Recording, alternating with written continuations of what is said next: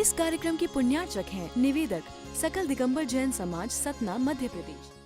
ओम नमः सिद्धेभ्यः। ओम नमः सिद्धेभ्यः। ओम नमः सिद्धेभ्यः।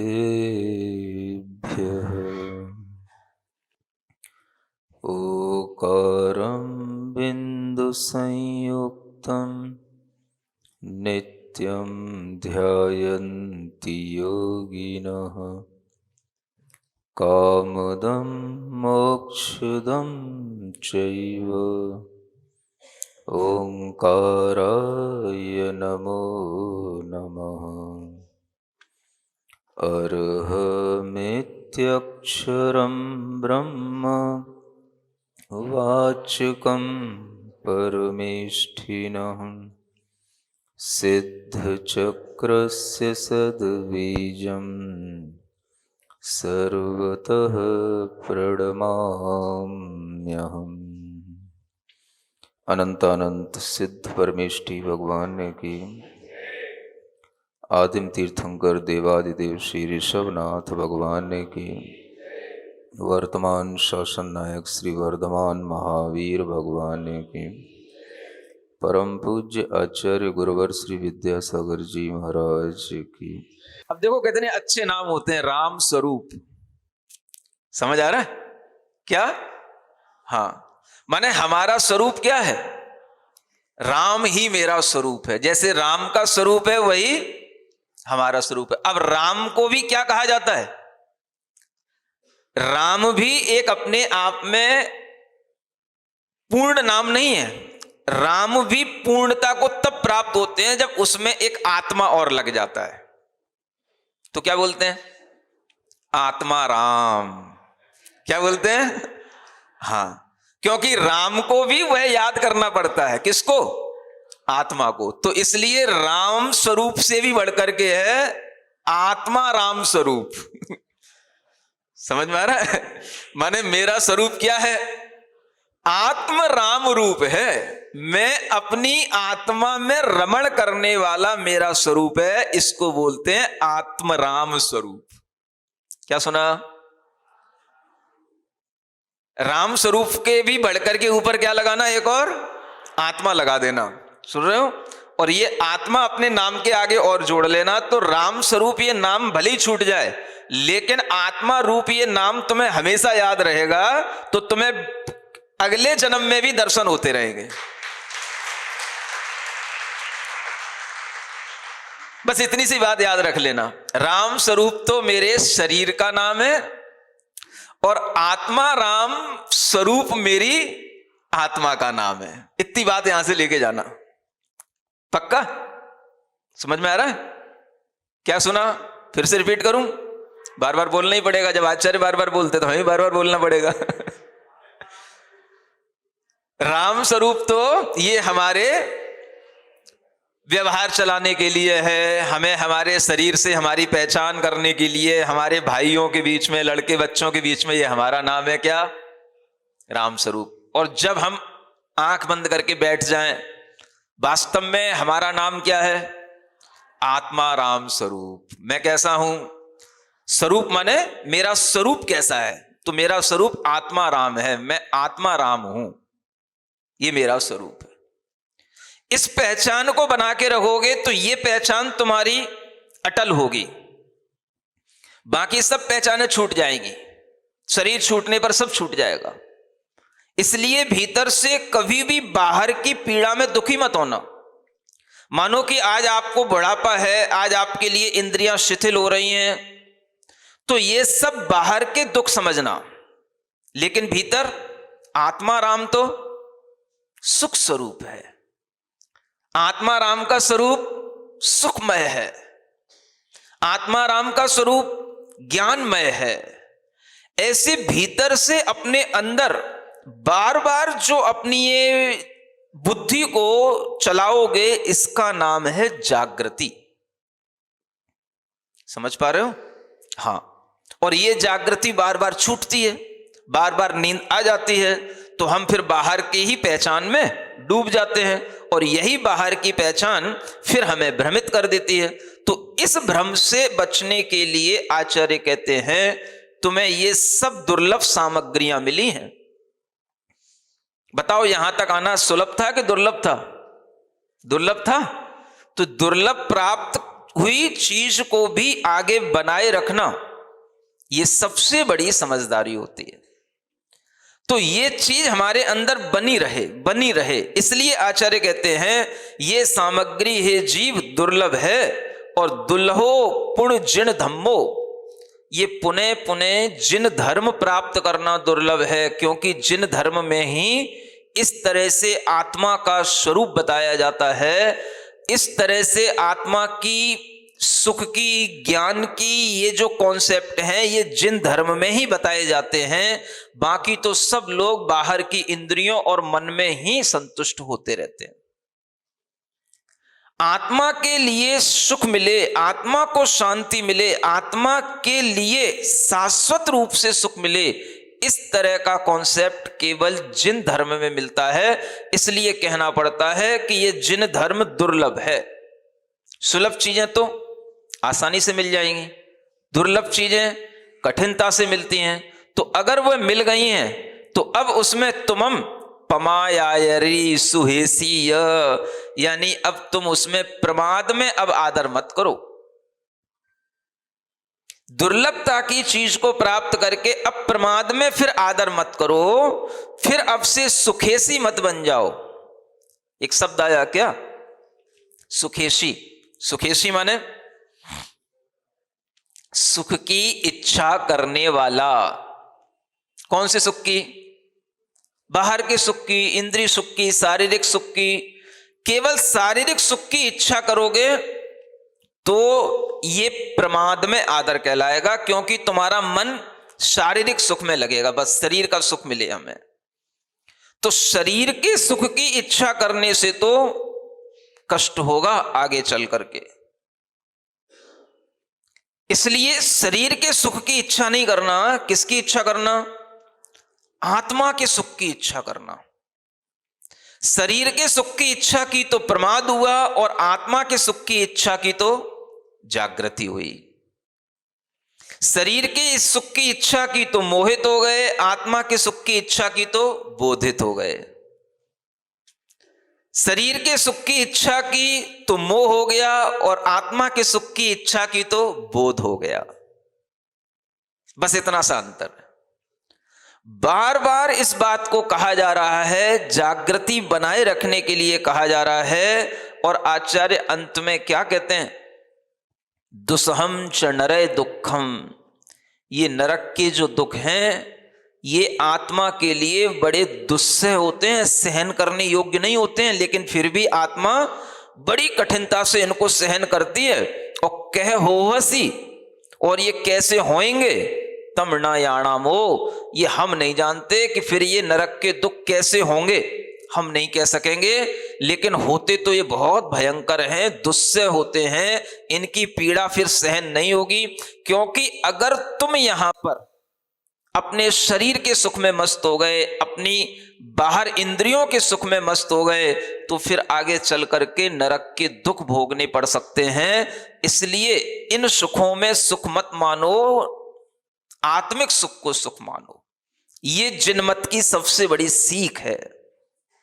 अब ये सीख बताओ अच्छी है कि बुरी है? अच्छी है। अब अगर अच्छी है तो इस सीख की प्राप्ति के लिए अगर कुछ किया जाएगा तो फिर थोड़ा बहुत कष्ट भी हो जाए तो चलेगा ना? नहीं समझे? जैसे कल कह रहा था, अगर आपके लिए यह जिन मत में चलना है, ये सीख प्राप्त करके आप आगे बढ़ रहे हो, तो क्या करना? मानो कि जैसे कल बात चल रही थी कि भाई जैन साधु पैदल चलते हैं, चप्पल नहीं पहनते हैं, है ना? अब कोई कहे भाई ये कष्ट क्यों उठा रहे हो? अब कष्ट तो हो गया, मान लो ज्यादा हो गया, नहीं सहन किया गया, कोई उसने थोड़ी सी दवा कर ली, तो अपराध कर लिया क्या? यह बात समझने की है कि अगर वह कष्ट उठा रहा है तो वो कष्ट भी तात्कालिक है। कोई भी आपने उसके लिए दवा लगा ली या कुछ उपचार कर लिया तो वो भी तात्कालिक है। अब लेकिन उसका संकल्प क्या है कि हम कष्ट तो शरीर के सहन कर लेंगे, और इस शरीर के कष्ट के सहन के साथ में हमें आदत डालनी है कि हमें आत्मा के सुख की भावना करनी है। तो जिसको यह पता नहीं है कि यह शरीर का कष्ट क्यों सहन कर रहा है, शरीर के कष्ट को सहन करके भी ये आत्मा की भावना कर रहा है, तो समझो उसकी आत्मा की भावना कितनी प्रबल होगी। ये बात जब सामने वाले को पता नहीं होती है तो वह मजाक बनाता है कि शरीर का कष्ट तो आप सहन कर रहे हो, और ये शरीर के कष्ट को सहन करके आप क्यों अपने आप को दुखी बना रहे हो। तो वह दुखी नहीं बना रहा है, वह जान रहा है कि शरीर को तो कष्ट होना ही है, होता रहता है, हम नहीं कष्ट देंगे तो ये हमें कष्ट देगा। नहीं समझे? अगर आप शरीर से कष्ट नहीं दोगे शरीर को, तो शरीर आपको कष्ट देगा। करके देख लो आप। नहीं तो आप बिल्कुल सुख में पल जाओ, ठीक है ना, बिल्कुल एसी में पड़े रहो, खा लो पी लो, अच्छा है ना, सब हलवा खा लो, रसगुल्ला खा लो, सब खा लो और आराम से लेट जाओ, ठीक है ना, सुख में पड़े रहो, शरीर को बिल्कुल भी हिलाना डुलाना मत, चलाना फिराना मत बिल्कुल भी, ठीक है ना, बिल्कुल एसी में डाले रखो, देखें कितने दिन जीते हो तुम। नहीं समझ आ रहा? आखिर शरीर को तुम कितना लालन पोषण करोगे, कितना उसको खिलाओगे पिलाओगे, और ज्यादा करोगे तो नुकसान होगा। तो शरीर के लिए अगर कष्ट थोड़ा सा दे भी दोगे तो कभी कभी तुम्हें कष्ट लगता है, लेकिन उस कष्ट से शरीर के प्रति विरक्ति आती है, आत्मा की भावना प्रबल होती है, और इस कारण से वह कष्ट को सहन करने की हिम्मत बनाता है, और हिम्मत बनाने के लिए इस तरह का वह संकल्प ले लेता है, व्रत ले लेता है कि मैं ऐसा ही जीवन में तपस्या करूंगा, और वो इस संकल्प के साथ में वो तपस्या करता रहता है। अब ये बताओ कि अगर उसकी तपस्या में कभी कोई इस तरह के कष्ट की अधिकता हो गई और उस कष्ट की अधिकता में वह कुछ अपना प्रोटेक्शन कर लेता है, तो इसमें यूं तो नहीं कहना बनता कि भाई जब तुम्हें प्रोटेक्शन करना ही था तो फिर अब तुम नंगे हुए ही क्यों थे, या तुमने शरीर पे कपड़े छोड़े ही क्यों थे, जब तुम्हें ठंड लग रही थी कमरे के अंदर ही बैठना था तो फिर कपड़े ही क्यों छोड़े थे। नहीं समझ आ रहा? अब ये बातें सीधी कहलाएंगी कि उल्टी कहलाएंगी? नहीं समझ आ रहा?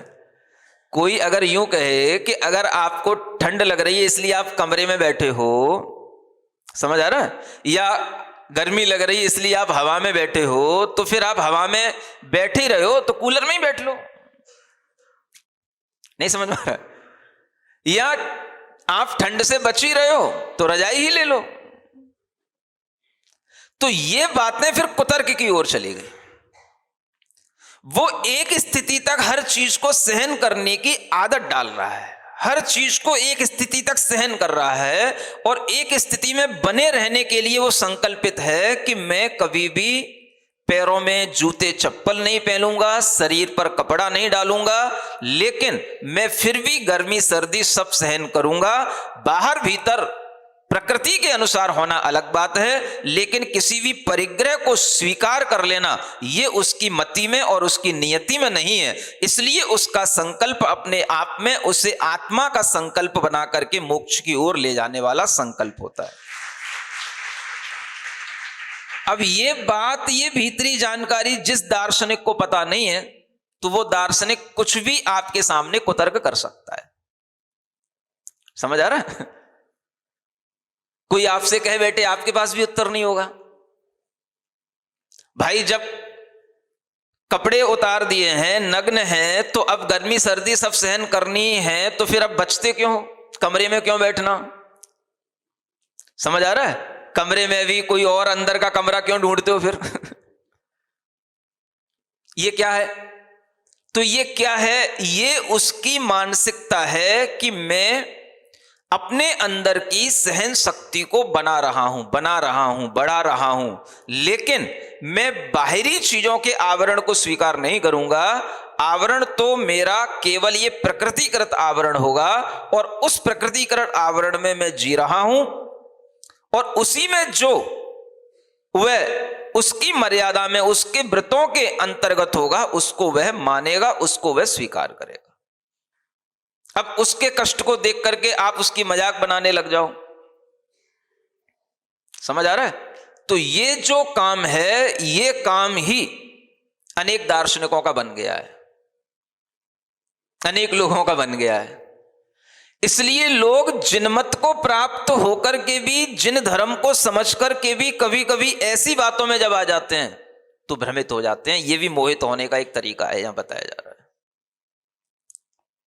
माने आपने अच्छा संकल्प लिया और फिर आप किसी की बात में आकर के संकल्प से भ्रमित हो गए, या आपने अच्छा ज्ञान प्राप्त किया और फिर आप किसी दूसरे की बात सुनकर के आप भ्रमित हो गए। मानो अभी तो आप यहां पर सिर हिला रहे हो और कोई आपके सामने कोई कुतर्क कर बैठे, कोई अच्छे ढंग से, कोई अपनी है ना मखमली बातों से और आपको जो है अच्छे ढंग से जो है आपका माइंड वॉश कर दे, तो फिर क्या होगा?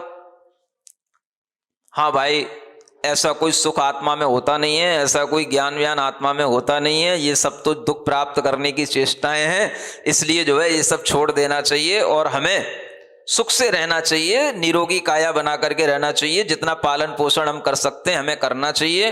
और ये सब जो है हमें ठंड के, गर्मी के ये दुख हैं, पैदल चलने के दुख हैं, एक टाइम खाने के दुख हैं, उपवास करने के दुख हैं, ये सब हमें कभी नहीं करना चाहिए। ये सब बातें तो गलत हैं,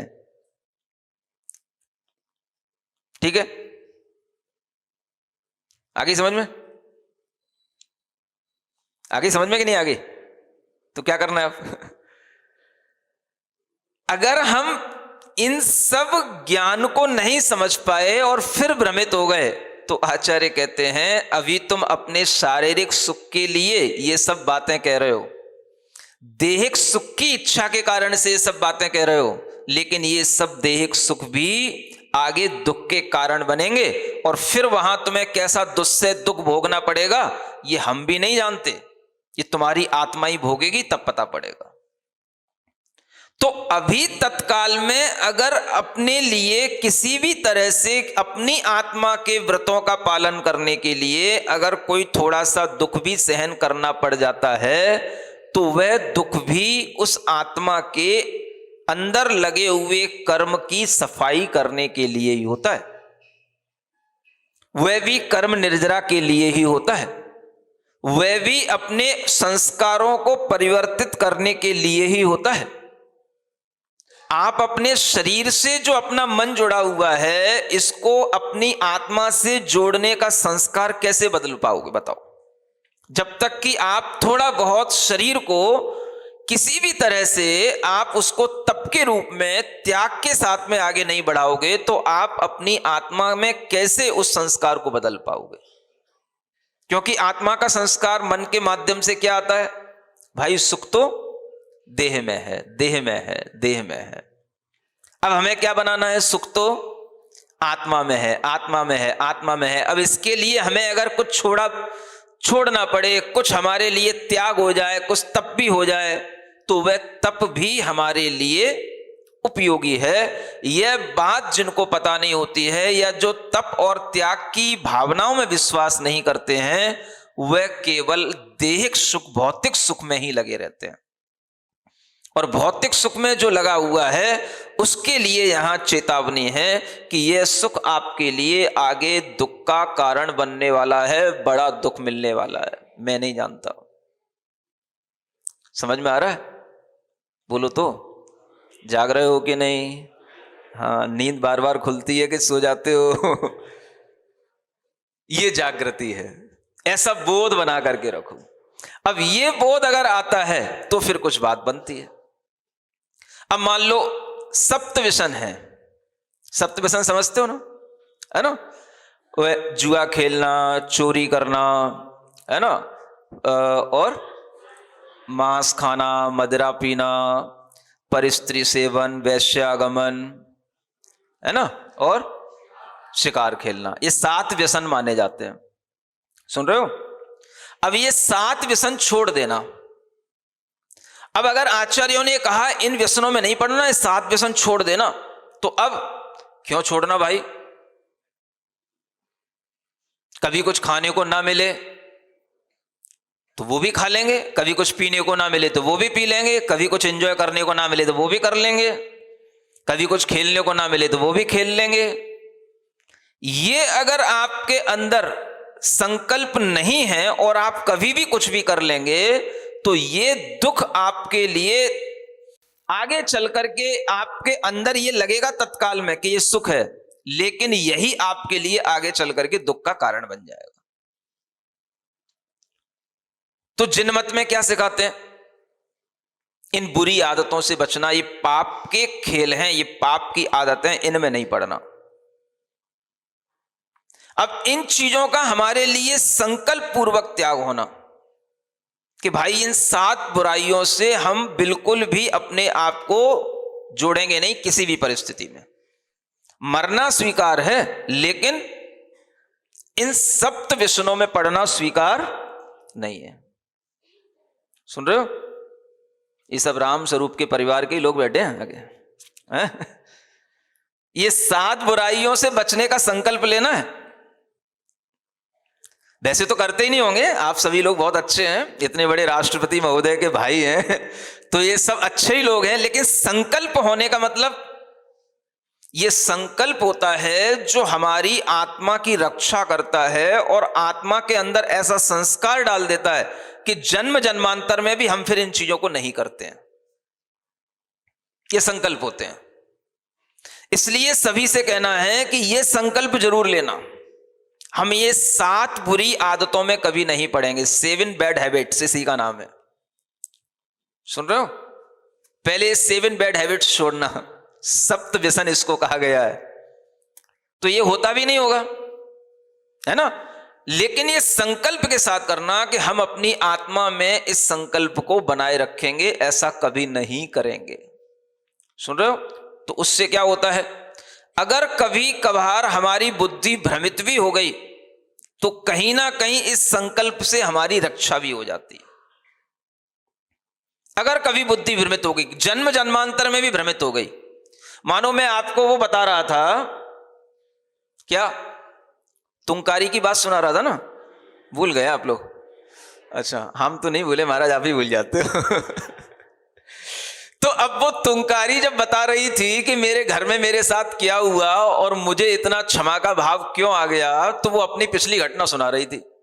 तो बताने लगी मेरे कितने भाई थे, तो भूल गए तुम लोग, कितने भाई थे उसके? 8 भाई थे। सुन रहे हो? और उसका जो ओरिजिनल नेम था वो था भद्रा। क्या नाम था? भद्रा माने बहुत भद्र पुरुष, माने अच्छा सीधी सादी भद्रा नाम था उसका। लेकिन उसका ये नाम उसकी उस बैड हैबिट के कारण से पड़ गया कि उसमें एक हट थी, जिद थी, या उस तू शब्द से उसको बिगड़ने की जो आदत थी, उसके कारण से उसका ये नाम पड़ गया। अब नाम इतना पड़ गया, इतना बिगड़ गया कि पूरे नगर में, राज्य में विख्यात हो गया कि भाई इस लड़की से कोई भी शादी नहीं करना, नहीं तो आफत होने की है।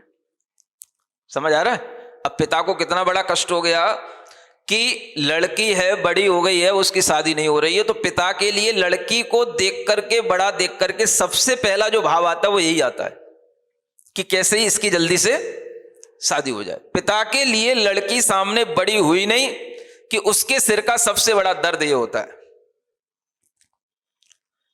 बस इसकी जल्दी से शादी हो जाए। उसकी शादी होने के बाद ही उसका सिर हल्का होता है। तो उसके सिर में बस यही दर्द था, उसके पिता के सिर में इसकी शादी नहीं हो रही। अब क्या करें? अब एक संयोग की बात देखो, घटना कहां से घटती है। एक जुआरी था, सुन रहे हो? जुआरी माने जुआ खेलने वाला। अब वो जुआ खेलने वाला एक जुआरी था, तो वह जुआरी जुआ खेलते खेलते उस व्यसन में इतना लिप्त हो गया, इतना लिप्त हो गया कि उसने धीरे धीरे अपना सब कुछ खो बैठा। अब सामने वाले के ऊपर उसका एक तरह से उसके ऊपर कर्जा भी हो रहा है और सामने वाले को उसे देना भी है, और देते देते देते देते वो चीजें दांव पे लगाता गया, धीरे धीरे उसने सब कुछ दांव पे लगा दिया। अब उसके पास कुछ नहीं बचा, और कुछ नहीं बचने के बावजूद भी कर्ज उसके ऊपर है। जो सामने और जुआरी बैठे ना, वे सब उससे मांग भी रहे हैं, और वो सब हार गया। अब सब जुआरियों ने मिलकर के क्या किया, अब तो इसके पास कुछ बचा ही नहीं, तो अब क्या करो इसको, अब ये क्या देगा, तो इसको पकड़ो, इसको मारो। तो सब उसको मारने लग गए, घूसा देने लग गए, मारने लग गए अब उसको। अब उसके इस कष्ट को किसी ने देखा, तो ये देख करके ये बात पहुंची उस भद्रा के पिता के पास में। सुन रहे हो, भद्रा माने वो तुकारी के पिता के पास में बात पहुंची कि देखो वहां पर एक व्यक्ति पिट रहा है, जुआरी है, और उसको ये लोग बड़ी निर्दयता से मार रहे हैं, उसको बचा लो, और उसको बचाने वाला कोई नहीं है। आप सेठ हो, आप ही बचा सकोगे, क्योंकि वो जुआरी सब उससे पैसा मांग रहे हैं और वो सब हार चुका है। तो जिसका पैसा उसके दाव पर लगा हुआ है, वे सब उससे पैसा मांग रहे हैं, नहीं दे रहा है तो पिट रहा है, अब क्या करो। तो उसका पिता गया, उसने देखा, और उसकी दुर्दशा को देख करके उसने सोचा कि क्या करें, इसको मैं बचा तो लूंगा क्योंकि वो सेठ है, जुआरियों के कितने पैसे देने पड़ते हैं, वो सब तो कोई बड़ी चीज है ही नहीं है, लेकिन इसको पैसा देने के बाद में उसके दिमाग में क्या चल रहा है, मेरी बेटी की शादी नहीं हो रही, कोई मेरी बेटी से शादी करने को तैयार नहीं है। समझ आ रहा है, क्योंकि वो तुंकारी नाम से बिल्कुल उसका दिमाग खराब हो जाता है। तो अब उसके दिमाग में आया कि मैं इसी से इस शर्त पर बात करूं। तो वो कहता है देखो मैं तुम्हें इस दुर्दशा से बचा लूंगा, बस मेरी एक शर्त मान लेना। तो वो कहने लगा क्या शर्त है, मैं तुम्हारी क्या शर्त पूरा कर सकता हूं, मैं तो बिल्कुल ही सब कुछ खो चुका हूं, मेरे पास कोई पैसा वैसा है ही नहीं है। बोले शर्त कुछ नहीं है, मेरी एक सुंदर सी बेटी है, तुम उससे विवाह करने को तैयार हो जाओ तो मैं तुम्हें बचा लूंगा। तो वो तो बड़े आश्चर्य में पड़ गया, ये कौन सी शर्त हुई, एक तो मेरे जैसा व्यसनी जुआरी और मुझे बचाने के लिए ये इतना राज सेठ आदमी, और ये कह रहा है कि अपनी बेटी से विवाह कर लेगा, ये तो कोई बात ही समझ में नहीं आई। और बेटी सुंदर है और अच्छे घराने की है, तो उससे विवाह करने को कौन मना करेगा। तो ये कौन सी बात हुई, ये तो उसकी समझ में ही नहीं आई। तो वो कहने लगा कि आखिर दाल में काला क्या है, कुछ बताओ, तो ऐसा क्यों कहना चाह रहे हो तुम। तो उसने फिर उससे स्पष्ट किया कि देखो ऐसी बात है, उसके अंदर कोई दुर्गुण नहीं है, बहुत अच्छी है, पढ़ी लिखी है, हर कला में प्रवीण है और हंसमुख है, सब कुछ है, लेकिन उसके अंदर बस एक ही दिक्कत है, उससे कभी भी तुम मत बोलना, तू नहीं निकालना उसके सामने, बस बाकी सब कहना, आप करके बोलना, हम लोग करके बोलना, ये सब चलेगा, लेकिन तू नहीं करना। तो बस इतनी सी बात है, इसके कारण से मेरी बेटी से कोई विवाह नहीं करता है, अगर तुम तैयार हो जाए तो मैं तेरे लिए ये अभी यहां पर सब तुझे यहां से बचा करके चलूंगा। तो वो तो बड़ा आश्चर्य में पड़ गया, उसने कहा इससे अच्छी बात क्या होगी, ले इतनी सी बात है, नहीं करूंगा, कोई दिक्कत नहीं। तो उसने जो है उसकी बात को स्वीकार कर लिया, और उसने जब स्वीकार कर लिया तो सेठ ने वो वहां पर जो कुछ भी उसका पैसा वैसा था वो जुआरियों को दिया और उसको बचाया, और बाद में फिर अच्छे दिन एक दिन जो है सेठ ने उसका विवाह उसके साथ कर दिया, उसका नाम था सोम शर्मा। समझ आ रहा है, अब विवाह हो गया, बहुत दिन तक विवाह के लिए उपरांत भी वो अच्छे से रही पति के साथ में, पति भी अच्छे से रहा, वो ध्यान रखता था कभी इसके लिए हमें ऐसा नहीं बोलना है, और कोई दिक्कत वाली बात थी नहीं। और इस तरह से विवाह होकर के सब चीजें बड़ी शांति से सुखपूर्ण ढंग से चलती रहीं। कब तक चली कभी ना कभी तो कुछ ना कुछ घटित हो ही जाता है, कर्म के उदय में भी कभी ना कभी कुछ ना कुछ घटित हो ही जाता। अब देखो उस जुआरी का भी कितना बड़ा कर्म का उदय, मैं ये कहना चाह रहा हूं आज तो केवल इतना ही कि उस जुआरी के कौन से कर्म का उदय आ गया कि इतनी विपत्ति में पड़ करके और इतना कर्जा लेकर के और मार खाते हुए और व्यसनों में पड़ने के बावजूद उसे सेठ की पुत्री मिल गई विवाह करने के लिए। समझ में आ रहा है? ये कौन से कर्म का उदय आ गया? तो ये वही कर्म का उदय है जिस कर्म के कारण से आप यहां बैठे हो। समझ में आ रहा है? यहां बैठे हो, हम आपसे कह रहे हैं नियम ले लेना। ये नियम ही रक्षा करने वाला होता है। माने अगर उस जीव ने कभी नियम लिया है और फिर भी वह कभी मोहित हो गया, भ्रमित हो गया, पथभ्रष्ट हो गया, तो भी उसकी रक्षा करने के लिए उसका पुण्य ऐसे सामने आ जाता है कि वह बच भी जाता है और अच्छी कन्या से विवाह भी हो जाता है। ये बचाने वाला कौन? कौन बचाने वाला है? भगवान। वो भगवान ही हमारा कर्म होता है ना? तो बचाने वाला है कर्माराम। वो कौन है? वो कर्माराम है। वो बचाने वाला है और वही जिलाने वाला है, वही मारने वाला, सब कुछ वही होता है। हमारा कर्म, हम कहते हैं भगवान ने बचा लिया, और कोई भी बाहर से कहेगा तो यही कहता है भगवान ने बचा लिया, और बाहर से यही कहने में आता भगवान ने बचा लिया। लेकिन वास्तव में बचाता कौन है? अपना कर्म बचाता है। तो जो हमने पिछले अच्छे कर्म किए, अच्छा संकल्प लिया, ये संकल्प हमारे जन्म जन्मांतरों में भी साथ रहता है। और कुछ साथ नहीं रहेगा आपके जन्म जन्मांतरों में, ये संकल्प साथ रहेगा कि हमने गुरुजी से संकल्प लिया था, तो ये संकल्प आपकी जन्म जन्मांतरों में भी कभी आपकी बुद्धि बिगड़ेगी तो आपकी रक्षा इससे हो जाएगी। और सोम शर्मा की तरह अगर कभी किसी व्यसन में पड़ भी गए तो सेठ की कन्या मिल जाएगी। समझ आ रहा है? माने कन्या मिलने का मतलब वो तो एक उपहार है। बच गए, ये बहुत बड़ी बात है ना। दुर्दशा से बच गए। कहां तो जुआरी मार रहे थे और कहां सेठ घराने में रहने को मिल गया भाई, और कुछ नहीं करना पड़ा। तो अगर कभी चीजें बुरी भी हो रही होती हैं तो उस समय पर भी अपना कर्म अगर साथ देता है तो उसमें भी आदमी की बरकत हो जाती है। आपको लगता है कि चीजें हमारे सामने बुरी हो रही हैं, हमारे साथ बुरा हो रहा है, बुरा नहीं हो रहा है। वो आपके भीतर अगर कोई अच्छा कर्म का उदय आएगा तो उस बुराई से भी आपको बहुत बड़ा फायदा मिल जाएगा। हाँ, लोग दूसरों के लिए बुरा करते हैं और बुराई में अगर कोई फंस भी जाता है तो कई बार उस बुराई से उसके जीवन में एक नया बदलाव आ जाता है, एक नई उसके लिए राह मिल जाती है और उसका जीवन कहीं का कहीं पहुंच जाता है।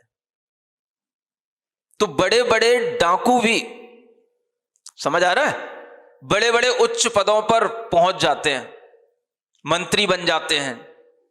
समझ आ रहा है? वो डाकू बन करके नहीं, मतलब वो डकैती छोड़ भी देते हैं ना। डाकू भी तो कई बार साधु बन जाते हैं कि नहीं बन जाते हैं? तो वो डाकुओं के लिए भी साधु बनने का उन्हें अगर निमित्त मिला तो कहां मिला?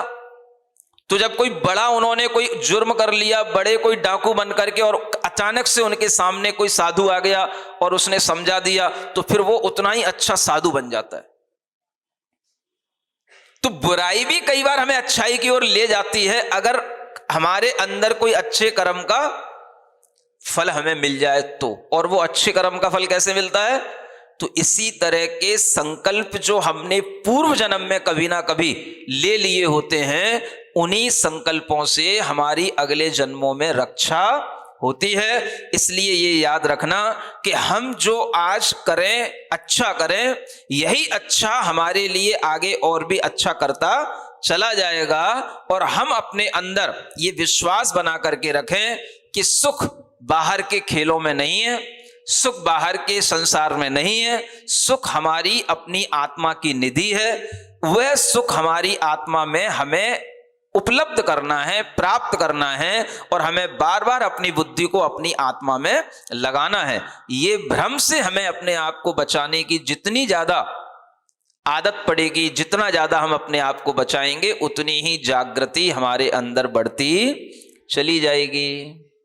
ओम अरहम ओम अरहम ओम अरहम बोल।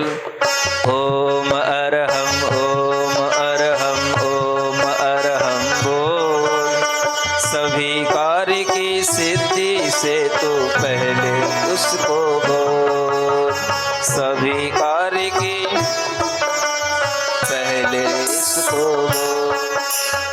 जिसने भी यह मंत्र पढ़ा दुख सारा ही दूर किया। जिसने भी यह मंत्र पढ़ा दुख सारा ही दूर किया। जिसने भी इसको ध्याया सुख का पारावार लिया, सुख का पारा। इसकी महिमा इसकी शक्ति, इसकी महिमा इसकी शक्ति नहीं सका कोई तोल। ओम अरहम ओम अरहम ओम अरहम नमः ओम अरहम नमः ओम अरहम नमः ओम अरहम नमः।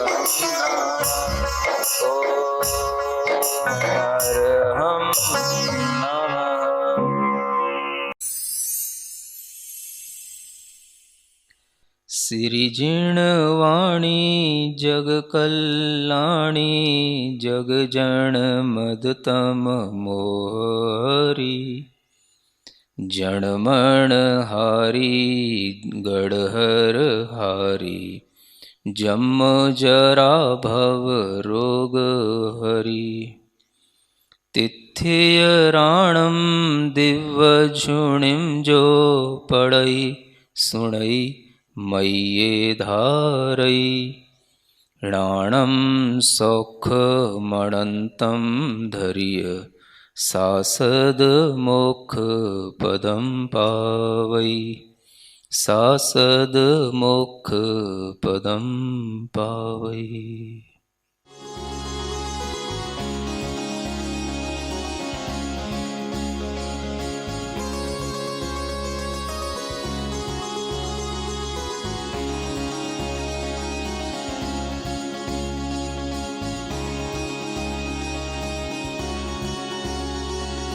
इस कार्यक्रम के पुण्यार्चक हैं निवेदक सकल दिगंबर जैन समाज, सतना, मध्य प्रदेश।